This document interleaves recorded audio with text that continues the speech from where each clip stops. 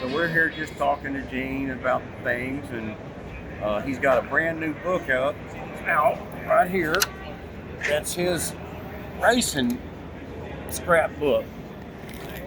That just came out, and this thing is incredible, guys. This is Gene's scrapbook from all his racing, from all the years that Gene raced, from 43-ish, 44, right after the war to today, and it's just full. It's full of his home pictures, and Gene puts little inscriptions on every picture, and then a lot of little memorabilia he has of ticket stubs and event flyers, and this is the history of not only his racing, but of the shows and a lot of the things that Gene was doing through the years. And I can't even say how awesome it is. It's incredible. So it's available online from Gene's website, and we'll put you a link down there. You can get it. It's not going to last long. You're going to probably have to reprint this a dozen times because it's an amazing book. So I'm going to talk to Gene just a little bit about. We're just going to chat a little bit about how Gene got started and what made him like cars, or how he decided to do that. And Gene, how did you get kind of involved in the car scene? You know, in high school I was drawing pictures of cars instead of studying.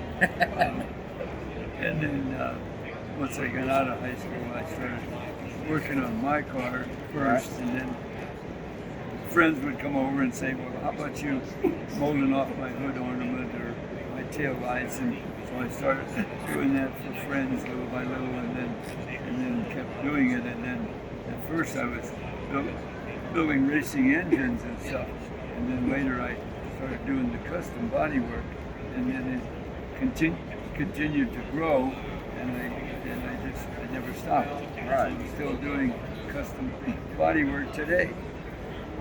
So you were doing the engine work, and you got popular because you was one of the guys doing the head work and all on the flatheads, and then you decided to, out of necessity to yourself, to do your own body work, because that's how you kind of got into it, and everybody was seeing what you did and go, hey, that guy knows how to do it. So you told me a story one time about the radiator cap, Frenching in a radiator cap's kind of what started it off, wasn't it? Yeah. And that was trial and error and fail and figure out how to, you didn't have a welder at the time, right? Right. So what did you use the first time you did the hole? Well, I had a torch. Yeah. And I gas welded.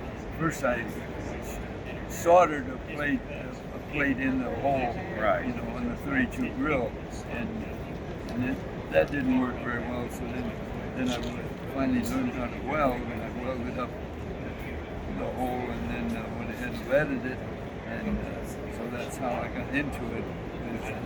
That was my first body work. Right. Now, guys, those of you that don't know, Gene still actively paints. He's still an active custom painter. You painted a nice fade. It was a fade job a couple weeks ago. Yeah, last week. He goes in the booth, mixes his own stuff, shoots his own paint, clears it, and out it goes. So he's still doing this all these years. Gene's 93. So he's still doing this, knocking it out at 93 years old. And I'm having fun, and my latest slogan is, I'm just getting started. He's just getting started. So I've always told you guys, one of the things that you do is have fun. Learn your skill, perfect your skill, what you do, and have fun at it, and folks will come and see you. Gene, some of the stories you told me, the Barris story, I thought was always an interesting one, where you were leaving the shop and you saw George. Yeah. Tell them that story about how you saw Barris. I was sitting at a red light, you know, on my way home, probably 12 o'clock at night, and this car drove into the gas station right across the street, and it was a beautiful 36 Ford, and it had, rear fender was missing, so it had mud all over. But I went over and I started talking to the guy that was driving it, and it was George Barris, and I didn't know who he was at that time, you know. Right. He said, I'm on my way to L.A. to run a shop with my brother Sam, and so that's the first time I met George. Just a chance meeting. Yeah, and then later I met him at the first Oakland show. You know, the first Oakland show was February '50, and so Barris had some cars in there, and I had some cars in there, and I was in the Army. I had been drafted in the Army, and so I went in there in uniform one morning, and I was talking with George, and he asked me where I was from, and I told him I was from Modesto, and he said, "Oh," he said, "one time I met a guy and it was me." So it was you that he had met. Yeah. So it's a funny story about his Army days. Gene had already served during World War II in the Navy. Yeah. And that's an interesting story. Tell them that, how that was a really something.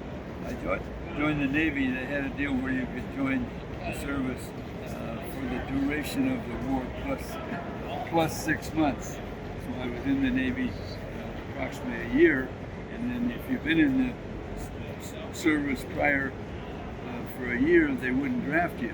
Well, they drafted me. I was mad. I'll bet. Come to find out, it was 3 days less than a year. 3 days. Yeah. So you got drafted.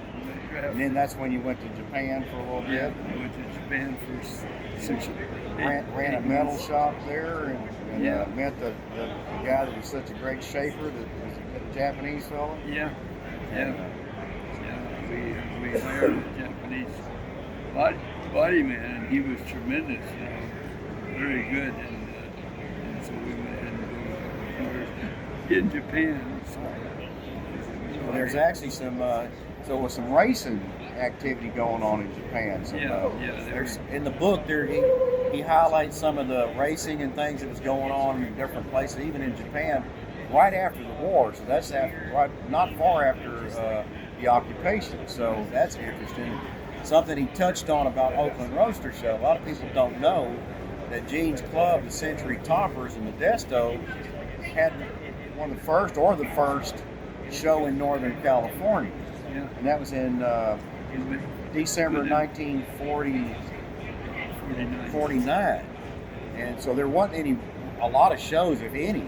And so Gene was one of the founders of the first indoor or any show, I guess. Yeah. And they came from Oakland to pick cars for the first Oakland to take to the Oakland show from Modesto. So Modesto is the home of George Lucas. So the film that we all, if you're a gearhead, you love American Graffiti or there's something wrong with you, that was actually filmed about Modesto and these guys. So, I mean, we're so lucky to have Gene to be able to tell us all these things, and it's in the book, and that's awesome. And another story you told me, if you don't mind, would you tell the Ed Roth story that you told me how you invited Ed to the show? Yeah, this is awesome here. I invited Ed to a show, and he said, I'll let you know. I waited a couple of weeks, and then he sent me a roll of toilet paper with his answer. You know, 10 or 12 feet of toilet paper with his answer, and said, "Yes, I'll come to your show." So in the style, and that's way pre, and then you say Edward Roth instead of, that's way before Big Daddy. It was way before Rat Fink, and he was a young guy getting into doing things, and Gene was already well established, and so they became friends until Ed passed, and friends with he was friends with everybody. I've been lucky enough to talk to Gene about a lot of that. Hope we'll have a lot more to talk about, but just wanted to give y'all a video, a little talk of just me and Gene BSing, and share it with y'all, and hopefully we'll get y'all some more content down the road. But please go out and do yourself a favor and look at Gene's new book, because it's so awesome. You're gonna love it. So anyway, guys, from us to y'all here in Dallas, keep at it, keep on the road. So me and Gene are sitting here talking and looking at the show, watching people go by. And he told me another story about really interesting about the Bullet movie, and how they approached him about doing a bullet car. And Gene, tell us how that went down. Well, I had a fleet of Chevys from Chevrolet to going out to the movie and television. So I gave Steve McQueen a Camaro. Right. And so he had it for a week, and then he called me and he said, I'm giving it back to you.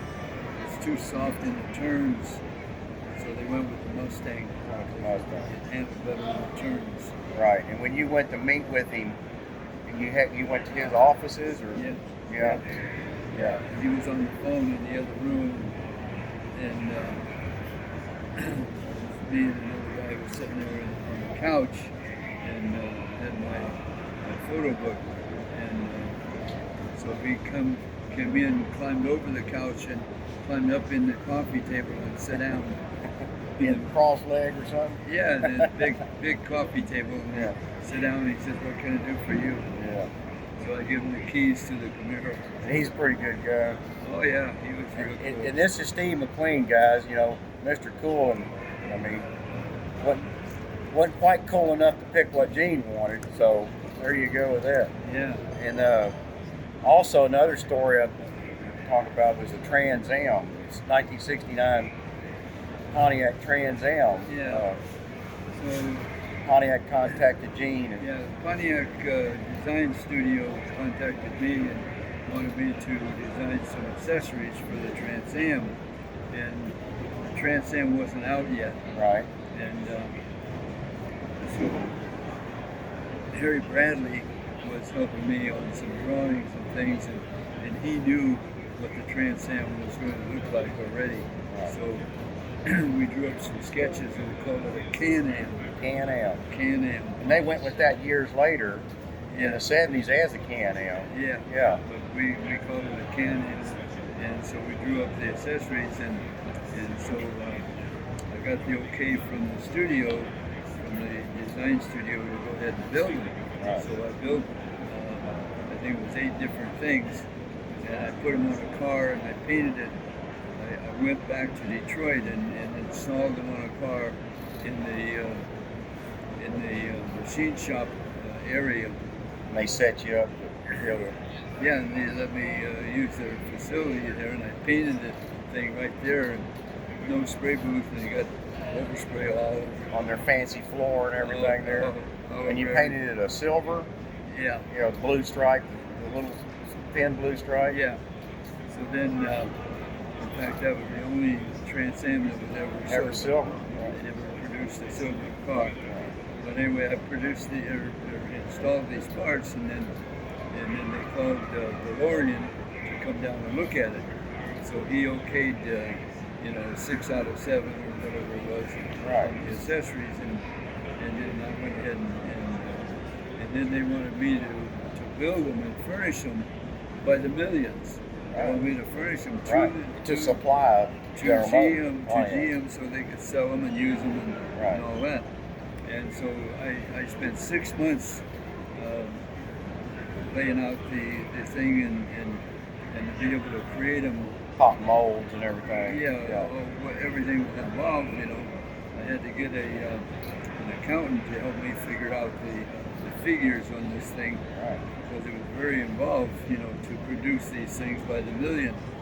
And so then the studio said, well, thank you, and then they presented it to management, and what it was, they were using me as leverage to get another studio.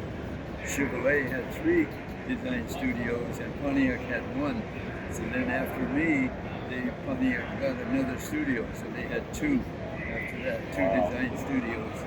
And so I never ever had a chance of producing those parts. They said, no, we got to produce them ourselves. We're not about to produce these parts for a production car on the outside. Yeah, they didn't even do a few hundred of those Trans Ams, I guess, the first year, and then they went to the new design, the new F-body design, and sold a gazillion of those second gen. And that's a pretty. And then you were at the AMT at the design and so many different things, along with all the manufacturers through the years, they would job you out to do things. Yeah, so A lot of those cars are still, a few of them are around, and you get to go to Barrett when they sell and stuff, and they make you a part of it. That's neat. Yeah. So Very cool. that's a good deal. Well, all right, guys, another couple of stories from Gene, and stay tuned.